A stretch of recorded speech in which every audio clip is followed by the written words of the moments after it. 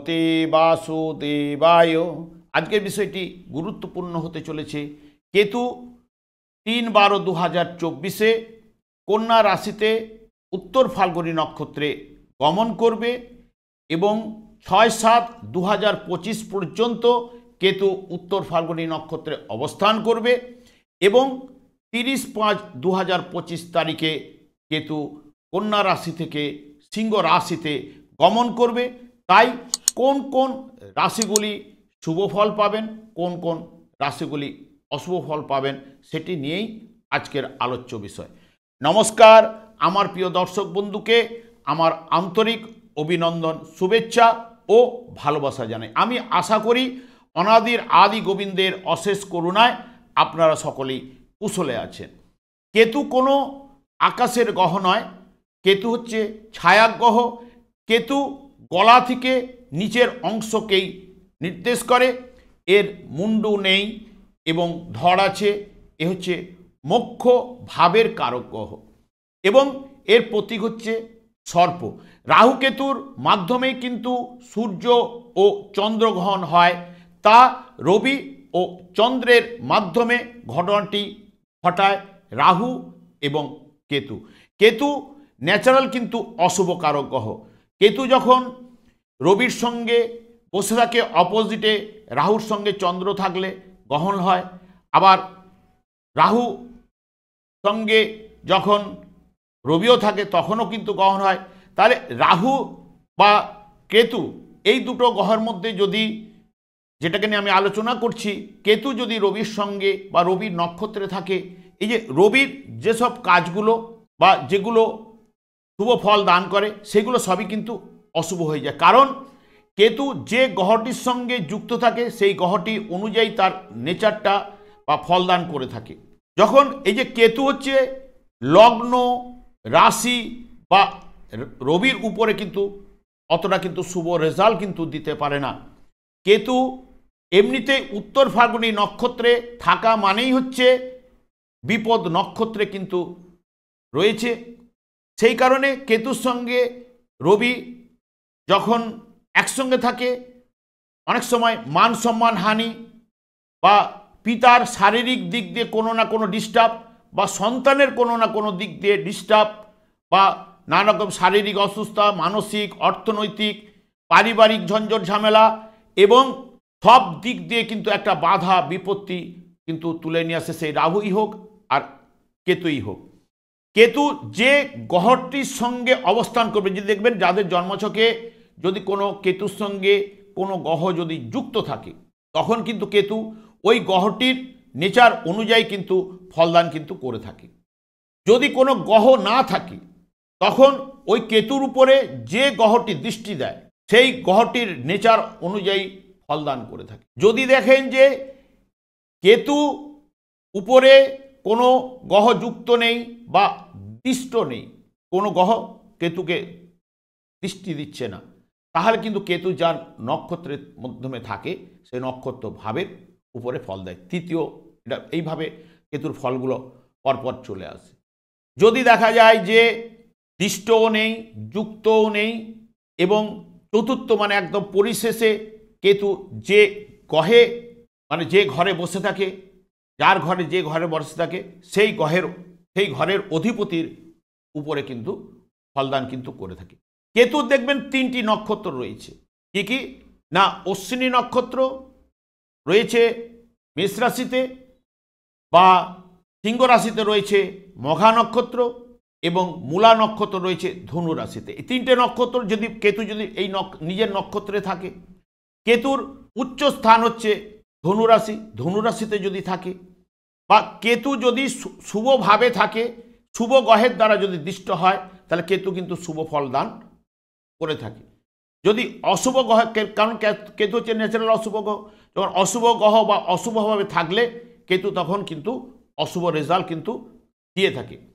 যদি জন্মছকে কেতু শুভ থাকলে অতি অবশ্যই আপনারা শুভ ফল পাবেন এবং কেতু যদি অশুভ থাকে তাহলে কিন্তু আপনারা অশুভ ফল পেতে কিন্তু বাধ্য। জ্যোতিষশাস্ত্রে ষষ্ঠ, অষ্টম, দ্বাদশ ভাব 3টে ভাবকে অশুভ ভাব বলে ধরা হয়। কেতু দেখবেন যার জন্মছকে দেখবেন ষষ্ঠভাবে রয়েছে, দেখবেন ডাক্তাররা, অনেক ডাক্তার দেখেছেন রোগ ধরতে পারছে না।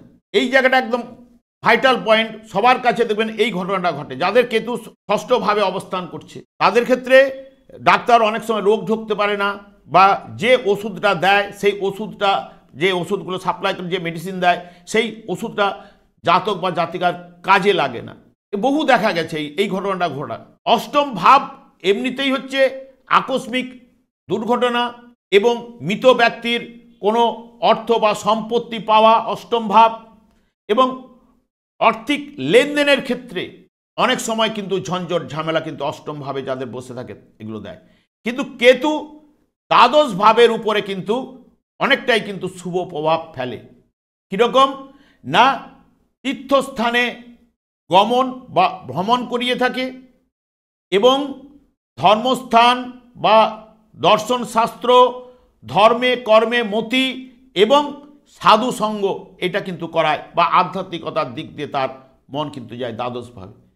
কেতু যখন গোচরে তৃতীয়, ষষ্ঠ এবং একাদশ ভাব দিয়ে গমন করে তখন কিন্তু শুভ রেজাল্ট দেয়। কথায় আছে একাদশে বসে কেতু তার জীবনে বানায় সেতু, কথাতেই আছে।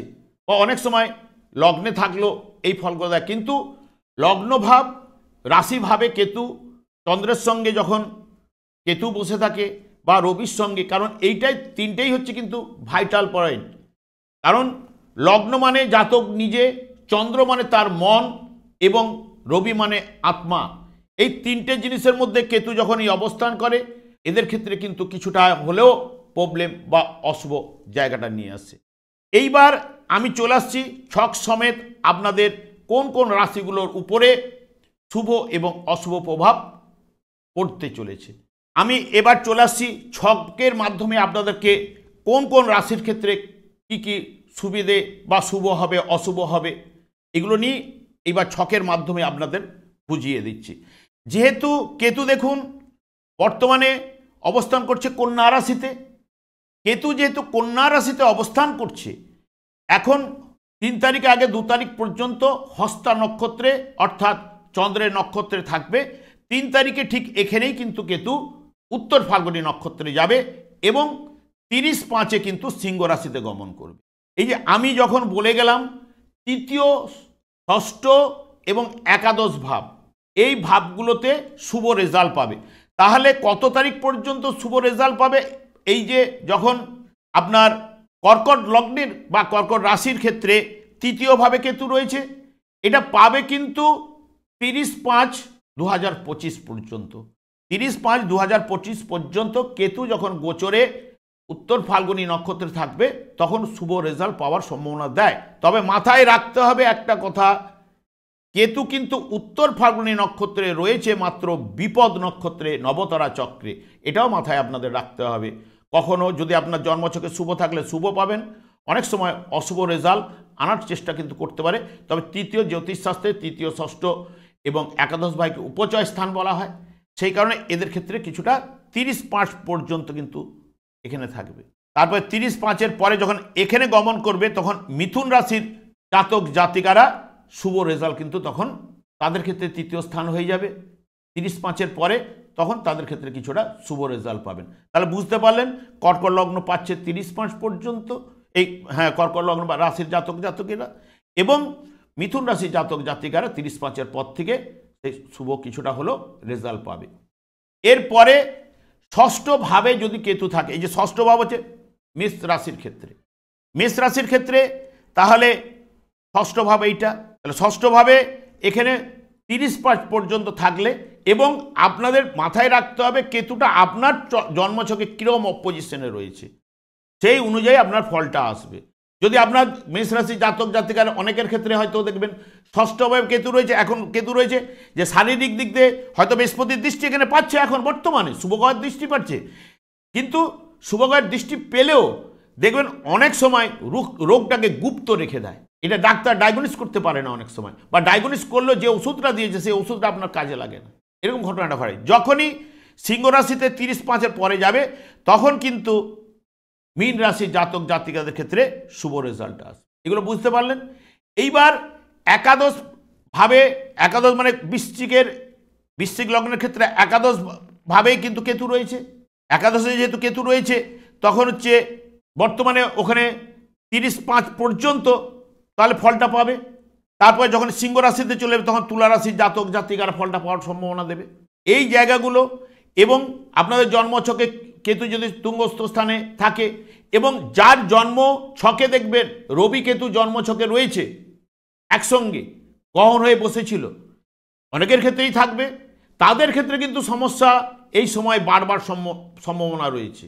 এবং অনেক সময় কেতু হচ্ছে মঙ্গল এবং শনির প্রভাবের মতো ফলটা দিয়ে থাকে। বোঝা গেল তাহলে আপনাদের ক্ষেত্রে কর্কট লগ্নের বা রাশি জাতক জাতিকাদের ক্ষেত্রে যেহেতু একাদশে তৃতীয়ভাবে কেতু রয়েছে 30-5 পর্যন্ত মোটামুটি শুভ ফল পাওয়ার সম্ভাবনা দিতে পারে, কিন্তু আবার যখনই 30-5-এর পরে যখন সিংহ রাশিতে যাবে তখন মিথুন রাশির জাতক জাতিকারা শুভ ফল পাবে এবং তারপরে ষষ্ঠভাবে মেষ রাশির জাতক জাতিকারা 30-5 পর্যন্ত ফলটা পাবে, তারপরে মীন রাশির জাতক জাতিকারা ফলটা তার 30-5-এর পরে পাবে যখন সিংহ রাশিতে যাবে। ঠিক বৃশ্চিকের ক্ষেত্রে 30-5 পর্যন্ত একাদশের ফলটা পাবেন, তারপরে কিন্তু তুলা রাশির জাতক জাতিকারা তারপরে ফলটা পাবেন। ঠিক এইভাবে যাবে। এইবার জন্মছক অনুযায়ী এখন এই যে দুটো গমন করছে মেষ রাশি বললাম, বৃষ রাশির ক্ষেত্রে কি হচ্ছে এখন কিন্তু রয়েছে পঞ্চম ভাবে, 30-5 পর্যন্ত পঞ্চম ভাবে থাকবে।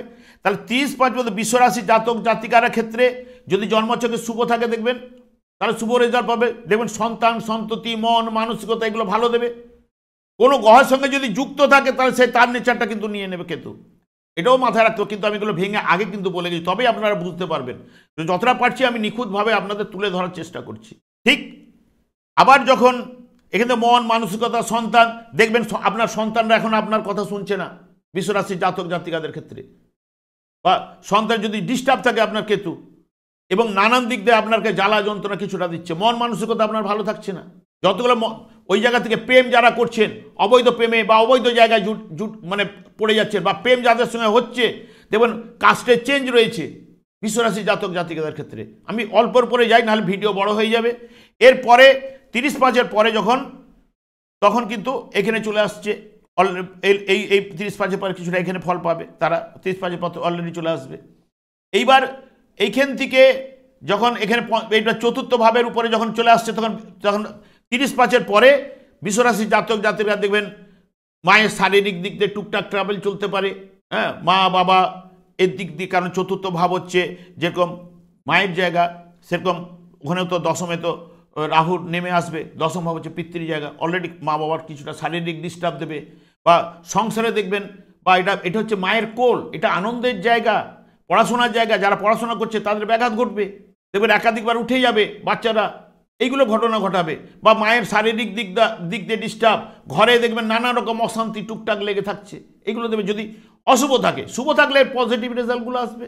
এবার চলে আসছি মিথুনের, তো বলেই গেলাম 30-5-এর পরে যখন এখানে ওরা শুভ ফল পাবে। 30-5-এর আগে এটা যেহেতু এইখানে থাকছে তখন মিথুন রাশির জাতক জাতিকাদের ক্ষেত্রে এডুকেশন বলুন, যেগুলো বলুন, এই যে বলে গেলাম চতুর্থ ভাব নিয়ে, এইগুলো প্রবলেম কিছুটা দেবে।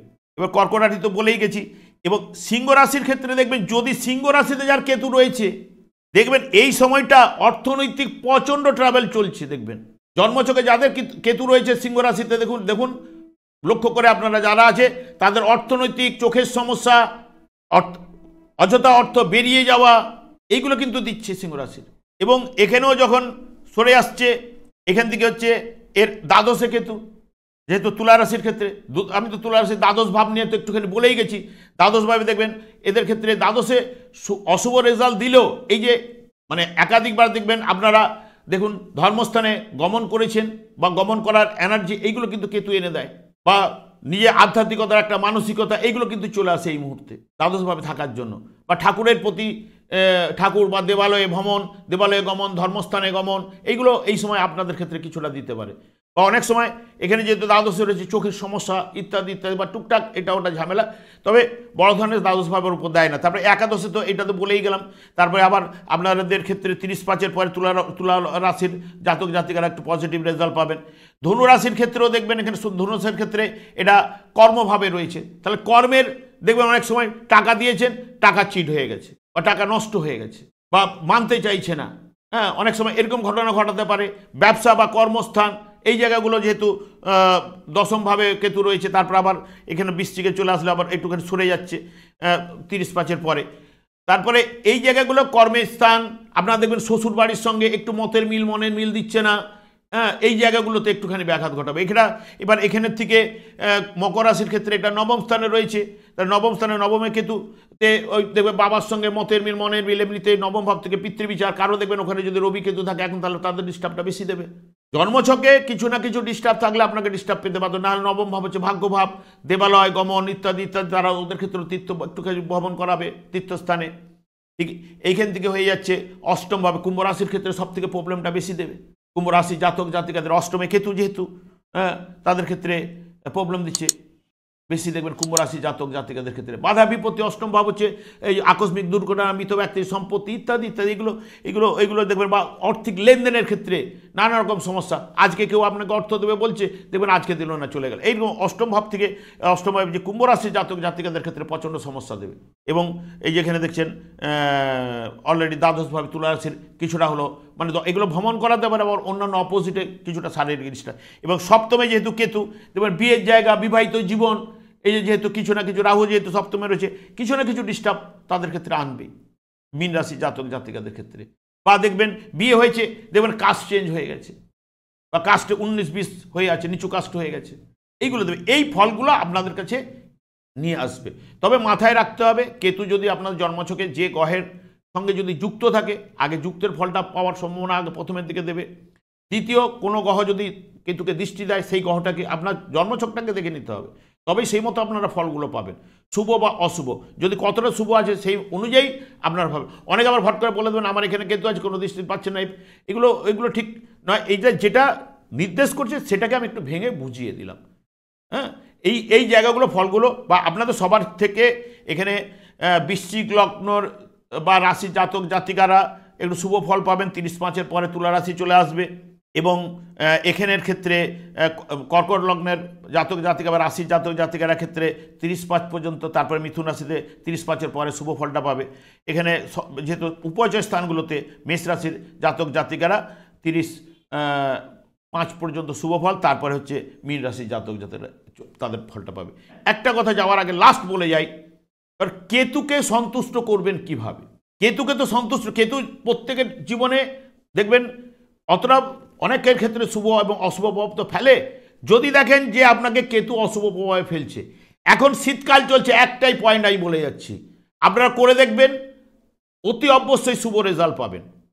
কেতুকে যদি আপনারা সন্তুষ্ট করতে চান, এই যে এখন শীতকাল,